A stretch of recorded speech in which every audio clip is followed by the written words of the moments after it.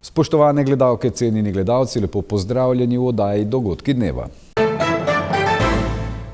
Povprečna starost Celjanov je 45 let. Potrebe po ustreznih stanovanjih so vse večje. Celje bo na Opekarniški ulici dobilo novo otroško igrišče. Na Ljudski univerzi Celje končali uvodni ciklus projekta socialne aktivacije albansko govorečih žensk. Celjske rokometaše bo prihodnja 4 leta vodila nekdanja košarkarica Alenka Potočnik-Anžič. Hokejisti Celja so ostali brez predsednika. Družba Nepremičnine je v sodelovanju z mestno občino Celje uspešno izpeljala okroglo mizo o bivanju v oskrbovanih stanovanjih in bivanjskem položaju starejših v Celju. Trenutno v Celju živi okrog 10.800 oseb starejših od 65 let. Povprečna starost prebivalcev Celja pa znaša slabih 45 let in vztrajno narašča. Pomembno je, da je v lokalni skupnosti zagotovljeno kakovostno bivanje za starejše občane, so si bili enotni udeleženci okrogle mize. V družbi Nepremičnine Celje potrebe starejših občanov rešuje z oskrbovanimi stanovanji. Z 72 namenskimi stanovanji za starejše razpolaga Nepremičninski sklad pokojninskega in invalidskega zavarovanja. Dom ob Savini Celje pa nudi institucionalno varstvo za 265 oskrbovancev. V novem stanovanjskem programu Mestne občine Celje do leta 2032 je med drugim predvidena gradnja novih oskrbovanih stanovanj na območju Otok 1 ter priprava odprtega javnega razpisa za oddajo namenskih stanovanj starejšim. Mestna občina Celje bo na Opekarniški ulici v Celju uredila novo otroško igrišče, namenjeno predšolskim in šolskim otrokom. Zasnovano bo kot odprt in dostopen prostor za igro in druženje. Osrednje večnamensko igralo bo spodbujalo plezanje, plazenje in ravnotežje ter omogočalo sočasno igro več otrokom. Na igrišču bodo uredili tudi gugalnice, tobogan in interaktivne elemente za razvoj koordinacije. Okolica igrišča bo zelena in naravna in brez ograje, kar bo omogočalo prosto igro med drevesi. Ob igrišču bodo namestili klopi in koše za odpadke ter informativno tablo o uporabi igral. Izvajalec del bo celjsko javno podjetje Zelenice. Skupna vrednost naložbe je ocenjena na slabih 70.000 evrov. Na Ljudski univerzi Celje so v teh dneh končali prvi ciklus projekta socialne aktivacije albansko govorečih žensk med leti 2024 in 2027. V 3 skupinah je program zaključilo 45 udeleženk. Na zaključnem srečanju je zbranje nagovoril tudi albanski veleposlanik v Sloveniji Oljan Kanuši. Ljudska univerza Celje je že v preteklosti na območju Savinjske in Koroške regije izvajala izjemno uspešen program socialne aktivacije albansko govorečih žensk, lani pa so s projektom začeli znova. Program je namenjen, kot sem že omenila v samem imenu, albansko govorečim ženskam, priseljenkam tukaj pri nas. Sam namen programa pa je, da jih čim bolj učinkovito opolnomočimo za življenje v lokalnem okolju in nekako poskusimo vzpostaviti neko sodelovanje med nami in priseljenkami na čim več možnih načinov, da se potem tudi one lahko dobro udejstvujejo kot uspešne članice našega lokalnega okolja. Prav v teh dneh so zaključili prvi cikel in skozi program popeljali prvih 45 udeleženk. V programu je ves čas prisotna tudi medkulturna mediatorka, ki po potrebi predstavlja most med slovensko in albansko kulturo ter jezikom. Tu so vključene albansko govoreče ženske, ki prihajajo večinoma z Kosova, pa tudi iz Albanije in Severne Makedonije. In jaz bi rekla, da največja težava in največja ovira je jezik in zato imamo tudi take programe, da mi delamo, veliko delamo z njimi, opolnomočimo te ženske in jih motiviramo za učenje jezika in za vključevanje v družbo. Na zaključnem srečanju so udeleženke predstavile svoje izkušnje, nagovorili pa so jih tudi veleposlanik Albanije v Sloveniji Oljan Kanuši, njegova žena Alba Kanuši in žena nekdanjega slovenskega veleposlanika v Albaniji Renata Japelj. Ti so udeleženke spodbudili k nadaljnjim aktivnostim za vključevanje v slovensko družbo Trenutni rezultati uspešnosti prve skupine pa kažejo, da so se 3 udeleženke že zaposlile, 6 pa jih bo nadaljevalo izobraževanje. Gre za 6-mesečni program, v katerem prve 3 mesece udeleženke preživijo v razredu oziroma na obiskih pri raznih inštitucijah v lokalnem okolju. Pri tem jih seznanimo z vsemi potrebnimi informacijami, ki so nujne za njihov vsakdanjik tu pri nas.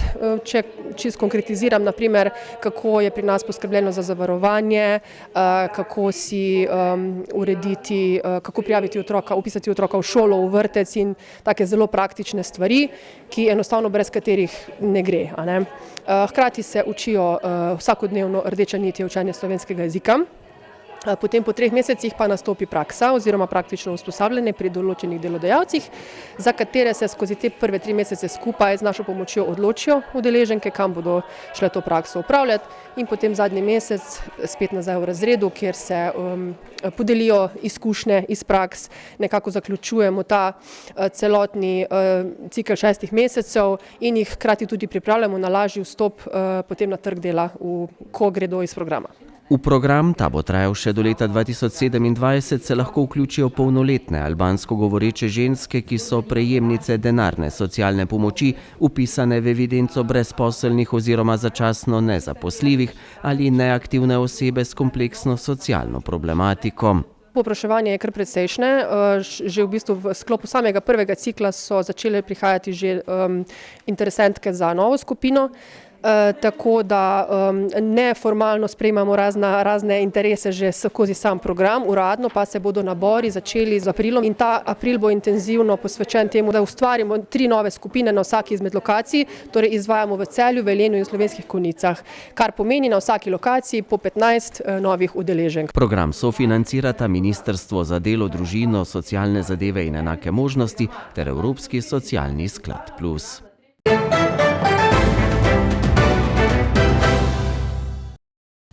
Dolgoletna košarkarica Cinkarne Celje, zdaj pa direktorica marketinga Hisense Europe Alenka Potočnik-Anžič je postala prva predsednica v zgodovini rokometnega kluba Celje Pivovarna Laško. Na sinočni skupščini so izvolili tudi nov 10-članski upravni odbor, nadzorni odbor in disciplinsko komisijo. Dolgoletna uspešna košarkarica ženskega košarkarskega kluba Celje Alenka Potočnik-Anžič je 16. predsednica celjskega kluba. Dolgoletne izkušnje iz športnega področja bo skušala unovčiti tudi pri vodenju najtrofejnejšega slovenskega rokometnega kolektiva. Zagotovo to ni nekaj, kar bi se v moji glavi pletlo dolgo časa. Iskreno povedano sem prišla na povabilo par ključnih posameznikov, ki so mogoče v meni prepoznali neko novo potrebno energijo, ki jo seveda klub potrebuje po odhodu Gregorja Planteva. Kakorkoli, res da prihajam v osnovi iz drugega športa, iz ženske košarke, se mi vsem zdi, da so principi relativno podobni. Gre za eden najbolj trofejnih, ne le celjskih, tudi slovenskih klubov, tako da sem precej ponosna in vesela, da sem lahko in da bom lahko del te zgodbe. Zagotovo je pa tu seveda ogromno nekih izzivov pred nami, ki jih bomo seveda sedaj takoj v prihodnjih dneh nekako skupaj naslovili, v upanju seveda, da ta klub že v letošnji sezoni odvodimo strokovno, rokometnem smislu in pa predvsem v nekem upravljalskem smislu kar najbolje. Zelo lepo, zelo super. Že same njene predstavitve je bilo videno, da ima polno energijo, polno zamisli, dobro vizijo in res želim ji vse najbolje in verjamem, da ji bo uspelo. Gregor Plantev se od celjskega kluba poslavlja po 11 letih. V prvem mandatu je opravljal funkcijo direktorja kluba. Zadnja 3 leta je zasedal funkcijo predsednika. Vsekakor z tem 3-letnim obdobjem smo zadovoljni. Nalogo in cilj, ki nam je bil na začetku zaupan, smo izpolnili. To je bilo, da smo povečali število sponzorjev in se nekako malce odmaknili od glavnega sponzorja, tako da imamo zdaj širšo bazo, bolj vzdržno bazo, bolj dolgoročno bazo sponzorjev. Tu smo naredili napredek. Tudi v letošnjem letu smo uspeli sestaviti ekipo, proračun kluba. Ne glede na to, nismo v Ligi prvakov, to je bil v predsejšnjih letih kar velik zalogaj in tudi pomemben del proračuna. Kljub temu, da ga tega letos nimamo, bomo letos poslovali pozitivno, ne preveč, ampak pozitivno bomo vseeno poslovali. Nismo pa še tu, da bi lahko res poplačali, čisto posanirali klub. Tu nam še nekaj manjka in to bo pač mogoče delo za naslednjo vodstvo. Potočnik Anžičeva je na predstavitvi na skupščini izpostavila 5 ključnih ciljev. Iskreno povedano, vizija vsekakor je ambiciozna. Mogoče, če bi tako nekako zelo pavšalno rekla, moja osebna želja in zaveza bi si želela, da se Celje po končanem 4-letnem mandatu dejansko znova znajde na nekem resnem evropskem rokometnem zemljevidu. Ali nam bo to uspelo, pa je seveda odvisno od mnogo dejavnikov, ki nas čakajo v prihodnjih 4 letih. Eden izmed ključnih je seveda povezan z nekimi finančnimi sredstvi. Vsekakor bomo stremeli k temu, da neko trenutni obseg, ki je na voljo, povečamo na takšne in drugačne načine, zraven seveda poskrbimo za neko optimizacijo, ali bo to dovolj za nek naš celjski vzdržni trajnostni model, ki bo vedno temeljil na mladih igralcih, mogoče za par izkušenimi boljšimi, pa bo nekako čas pokazal. Naše ambicije skratka so smele, so visoke, zraven pa nekako si želimo predvsem zelo realno ostajati z nogami, z obema nogama na tleh. Nova predsednica revolucije, kar se tiče kadrovskih sprememb, ne napoveduje. Določene spremembe se bodo zgodile po opravljeni temeljiti analizi trenutnega stanja. Tako kot v vsaki stvari se mi zdi, da je najprej po prevzemu in nastopu neke take funkcije potrebno narediti zelo dobro analizo trenutnega obstoječega stanja. Zagotovo sprememb brez sprememb ne bo, se pravi, kakšne spremembe se bodo dogajale, konec koncev verjamem tudi, da so nujno potrebne, ampak karkoli nekako zelo konkretnega bi bilo zaenkrat še preuranjeno govoriti. Celjski klub na letni ravni operira s približno 1,6 milijona evrov proračuna. Ena od nalog novega vodstva bo poplačilo starih dolgov, ki naj bi znašali nekaj 100 tisoč evrov. Mi vse skozi operiramo z proračunom nekje okrog 1,6 milijona, 1,700, odvisno je v kateri ligi igramo, v evropski seveda. Drugače mi na letni bazi zberemo nekje 1 milijon evrov sponzorskega denarja, in če nekateri sponzor gre dol, pa moramo nekje druge iskati. In se pa, bom rekel, ta poplačilo za nazaj se vedno malo bolj odmika, tako da ostaja tu, bom rekel, še vedno ta dolg, ampak je obvladljiv in mislim, da tako močna ekipa in z neko energijo lahko to v parih letih pride, bom rekel, na zeleno vejo in poplača vse te zadeve za nazaj. Po danih informacijah klub nikakor ni v izjemno dobrem stanju, nikakor pa ni tudi v izjemno slabem.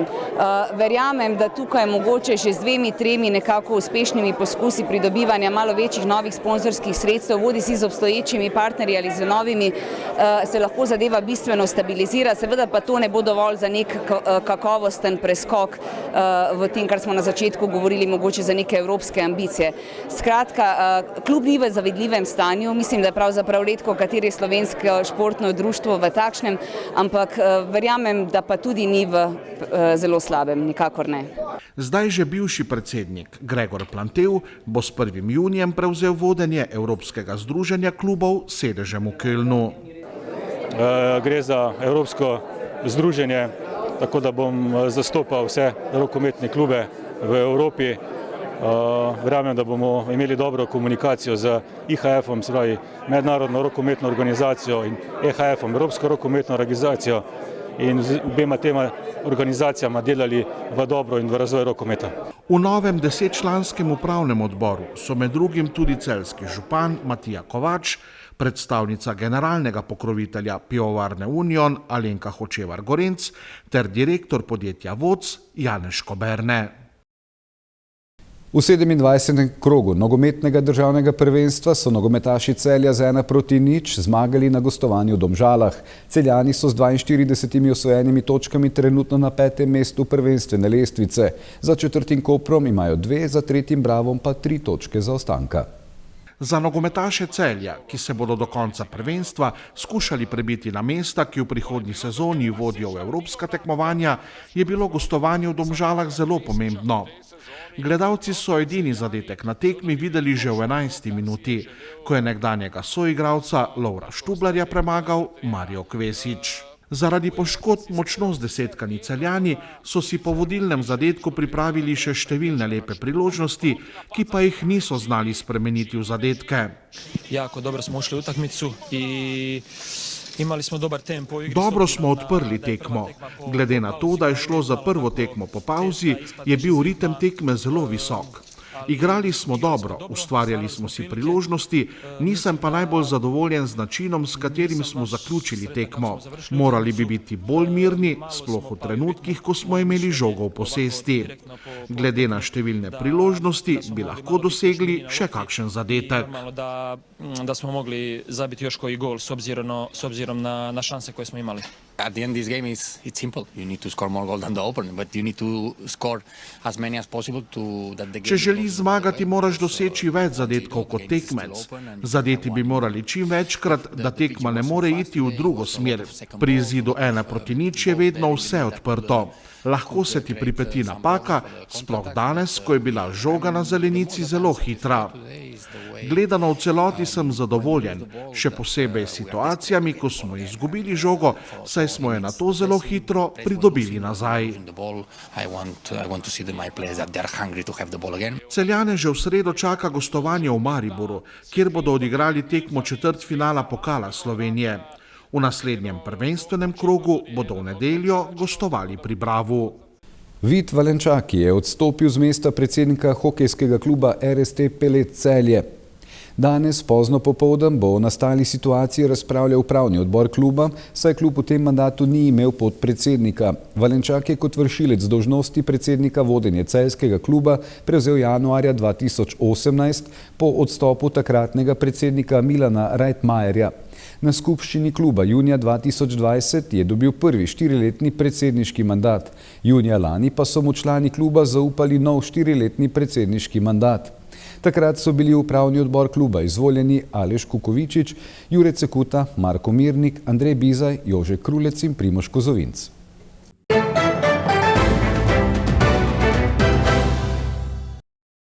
Jutri bo na Primorskem precej jasno, drugod bo zmerno do pretežno oblačno. Veter bo čez dan počasi slabel. Najnižje jutranje temperature bodo od 5 do 10, v Alpskih dolinah malo nad nič, najvišje dnevne od 13 do 17, na Goričkem in ob morju do 20 stopinj. Četrtek in petek bo večinoma sončno in dokaj toplo. To je bil pregled najzanimivejšega dnevnega dogajanja na Celjskem. Spremljali ste oddajo Dogodki dneva. Hvala za pozornost in lep pozdrav do jutri.